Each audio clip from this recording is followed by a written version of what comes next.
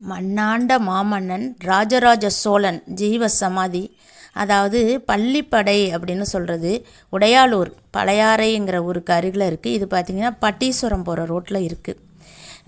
இந்த சமாதியை பார்க்கும் பாக்கியத்தை எனக்கு இந்த ராஜராஜ சோழன் கொடுத்தாருங்க. இந்த மண்ணை மிதித்ததும் மனசுக்குள்ளே அப்படி ஒரு சிலிர்ப்பு, மனம் அப்படியே அமைதி ஆயிடுச்சுங்க.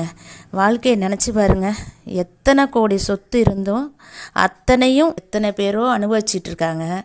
அவருக்கு கிடைச்சது இந்த தகர கொட்டகை மட்டும்தான். சொல்லுவாங்கள்ல அந்த காலத்தில் ஒரு பழமொழி, எத்தனை சொத்து இருந்தாலும் நமக்கு மிஞ்சுறது 6 அடி மண் மட்டும்தான். அதற்கு உதாரணமாக ஆயிட்டாருங்க இந்த ராஜராஜ சோழன்.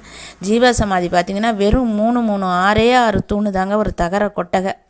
அதை தற்சமயம் யாரோ ஒரு புண்ணியவான் அந்த ருத்ராட்ச மாலைகளை கொண்டு அந்த கொட்டா முழுக்க மூடி அப்படியே தோரணமாக தொங்க விட்ருக்காரு. 1 லட்ச ரூபா செலவு பண்ணி இதை செஞ்சுருக்காங்க. அவங்க ஏன் ஒரு மண்டபமாக கட்டுறலன்னு தெரியலை. அவங்களுக்கு கிடைச்ச பாக்கியம் அது. தஞ்சை பெரிய கோயிலை கட்டிய மன்னனுக்கு சிறிய மணிமண்டபம் கட்டுறதுக்கு கூட யாருக்கும் மனசு இல்லைங்க. மனசு ரொம்ப வருத்தமாக இருக்குது பார்க்குறப்போ. சொத்துக்கள் நம்ம சேர்த்து வச்சுருந்தாலும் நம்ம கடைசியாக எடுத்துகிட்டு போக போகிறது நம்ம செஞ்ச பாவத்தையும் புண்ணியத்தையும் மட்டும்தாங்க. இந்த உலகத்தில் எத்தனையோ கோடீஸ்வரர் இருப்பீங்க. இந்த வீடியோ அவர்கள் கண்ணுக்கு போகும்படி செய்யுங்க. யாராவது ஒருத்தர் இந்த இடத்த பார்த்துட்டு அதற்கான முயற்சியை தொடுங்க. உங்களோட புகழ் காலாகாலத்துக்கும் நிலச்சிருக்கும். அந்த புண்ணிய பலனால் உங்களோட பிள்ளைகளும் நன்றாக வாழ்வார்கள். இந்த வராகி தாயோட அருளால் தான் இந்த மன்னன் சிறப்பாக ஆண்டதாக சொல்கிறாங்க.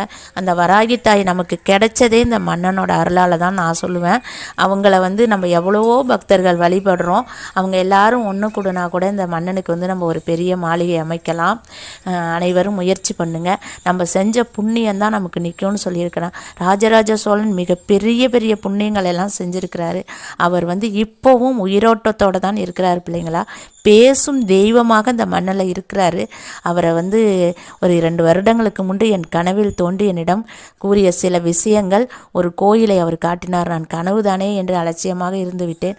ஆனால் இப்போ அந்த கோயிலை பார்த்ததுக்கப்புறம் என் மனசே சிலுத்து போயிட்டு பிள்ளைங்களா. அந்த கோயிலுக்குள்ளே அவர் ஒரு பொக்கிஷம் இருக்குது. அதை எனக்கு காட்டினார் அவர். அந்த பொக்கிஷத்தை எடுத்தால் கூட அவருக்கான அற்புதமான மணிமண்டபத்தை கட்டிவிடலாம். அரசு முயற்சிக்குமா என்று தெரியவில்லை. நான் உங்களுக்கு அடுத்த வீடியோவில் அந்த கோயிலையும் அவர் என்னிடம் பேசிய விதத்தையும் அவரோட உருவ அமைப்பு எப்படி இருந்தது அப்படிங்கிறதையும் உங்களுக்கு நான் விரிவாக சொல்கிறேன். அந்த கோயில் வீடியோ போடக்குள்ள அதில் நான் எல்லா விவரங்களையும் உங்களுக்கு சொல்கிறேன். இந்த ஐயா எங்களுக்கு ராஜராஜ சோழனோட சமாதி பற்றியும் அது அங்கே வந்த வரலாறு பற்றியும் யாரெல்லாம் அதுக்கு உதவி செய்கிறாங்கங்கிற பற்றி நிறைய விஷயங்களை அவங்க சொன்னாங்க. தீபார